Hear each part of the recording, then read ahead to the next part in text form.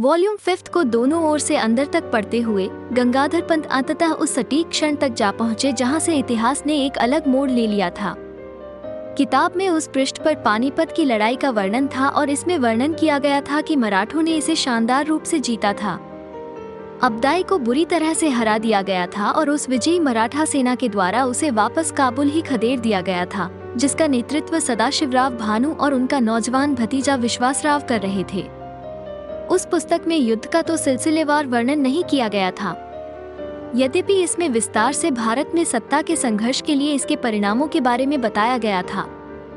गंगाधर पंत ने इस विवरण का उत्सुकतापूर्व अध्ययन किया। लिखने की शैली निसंदेह उसी की थी, फिर भी इस विवरण को वे पहली बार पढ़ रहे थे।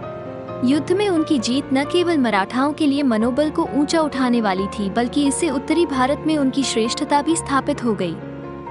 ईस्ट इंडिया कंपनी जो बाहर बैठकर इन घटनाक्रमों को देख रही थी, उसे ये सबक मिला और अस्थायी रूप से उसने अपने प्रसारवादी कार्यक्रम को टाल दिया।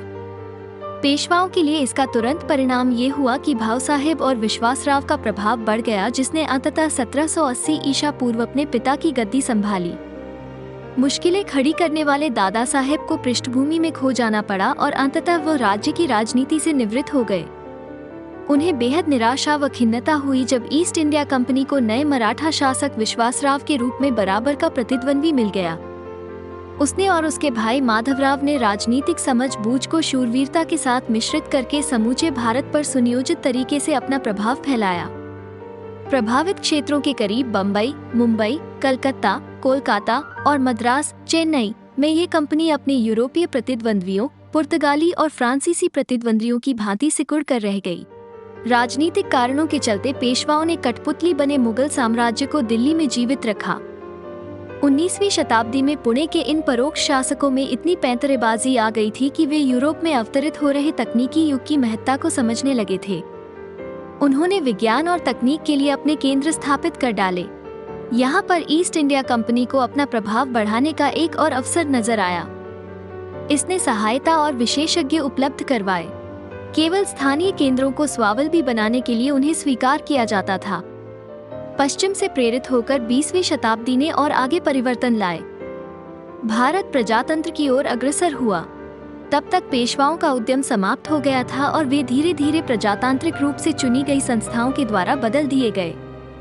दिल्ली की सल्तनत इस परिवर्तन को भी झेल गई, वो भी ज्यादातर इसलिए कि इसका सचमुच का कोई प्रभाव नहीं था। केंद्रीय लोकसभा द्वारा बनाई गई सिफारिशों को लागू करने के लिए बनाए गए एक रबड़ की मुहर वाले शासनाध्यक्ष से अधिक दिल्ली के शहंशाह की कोई कीमत नहीं थी। जैसे वह आगे बढ़ता चला गया, गंगाधर पंत ने जिस तरह से भारत को देखा था उस रूप में अब पसंद करने लगा था। यह वह देश था जो गोरों की गुलामी के लिए नहीं बना था। इसने अपने पैरों पर खड़ा होना सीख लिया था और उसे आत्मसम्मान की जानकारी थी। एक मजबूत स्थिति से और सिर्फ व्यावसायिक उद्देश्य के लिए इसने बम्बई को अंग्रेजों के द्वारा उपमहाद्वीप के एकमात्र दूर दराज के क्षेत्र के रूप में बनाए रखने दिया था। एक संधि के अनुसार जो 1908 में हुई थी, यह पट्टा वर्ष 2001 में समाप्त हो जाना था। गंगाधर पंत अपने जाने पहचाने देश की उससे तुलना किए बिना न रह सका, जैसा वो अपने आसपास देख रहा था, किंतु साथ ही उसे लगा कि उसकी छानबीन अधूरी है। मराठाओं ने युद्ध किस प्रकार जीता, इसका उत्तर पाने के लिए उसे युद्ध का विवरण, ब्यौरा अवश्य देखना पड़ेगा। उसने सामने पड़ी पुस्तकें व पत्रिकाएं पढ़ी। अंततः किताबों में उसे वो मिल गया जिसने उसे सुराग दिया। ये थी भाऊ साहेबंची बखर। यद्यपि ऐतिहासिक प्रभाव के लिए वो बखरा पर कभी कभार ही विश्वास करता था, पर उसे ये पढ़ने में मजेदार लगी। कई बार चित्रित किंतु बिगाड़ कर प्रस्तुत किए गए विवरणों में दबे हुए सच के भाव को वो पहचानता था। उसे 3 पंक्तियों का यह विवरण हाथ लगा जिसमें बताया गया था कि विश्वासराव मारे जाने के कितना करीब पहुंच गया था, और फिर विश्वासराव ने अपने घोड़े को उस भगदड़ में धकेल दिया जहां यह विशिष्ट सेना लड़ाई कर रही थी, और उसने उन पर आक्रमण बोल दिया और प्रभु कृपालु थे। एक गोली उसके कान के पास से निकल गई। एक तिल पर का फर्क भी उसे मौत की तरफ ले जा सकता था। 8 बजे पुस्तकालयाध्यक्ष ने विनम्रता से प्रोफेसर को याद दिलाया कि पुस्तकालय बंद होने का समय आ गया है। गंगाधर पंत अपने विचारों से बाहर निकला। अपने आसपास देखने पर उसे पता चला कि उस विशाल शानदार हॉल में वही एकमात्र पाठक बचा हुआ था। माफ करना सर, क्या मैं आपसे कल सुबह के लिए अपने प्रयोग में इन किताबों को लाने के लिए यहाँ रख देने की प्रार्थना कर सकता हूँ? वैसे आपकी लाइब्रेरी कितने बजे खुलती है?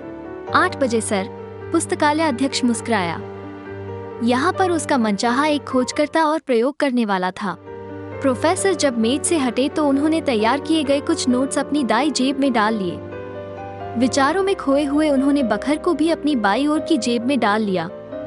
उन्हें रुकने के लिए एक गेस्ट हाउस मिल गया और उन्होंने अल्पाहार लिया। फिर वे आजाद मैदान की तरफ टहलने निकल पड़े।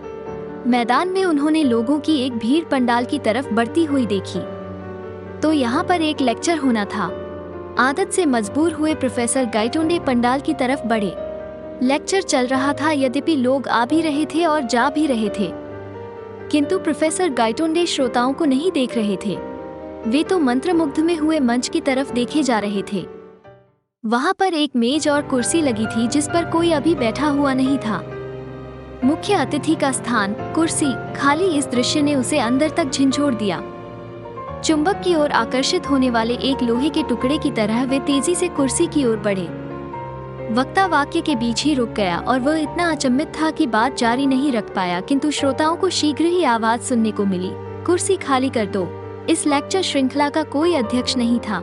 श्रीमान जी, आप मंच से दूर रहें। क्या तुम नहीं जानते कि कुर्सी प्रतीकात्मक होती है? क्या बकवास करते हो? क्या कभी सुना है कि कोई आम भाषण हो और कोई अध्यक्षीय विशिष्ट व्यक्ति न बुलाया गया हो? प्रोफेसर गाइटोंडे माइक की तरफ बढ़े और अपने विचार प्रकट किए।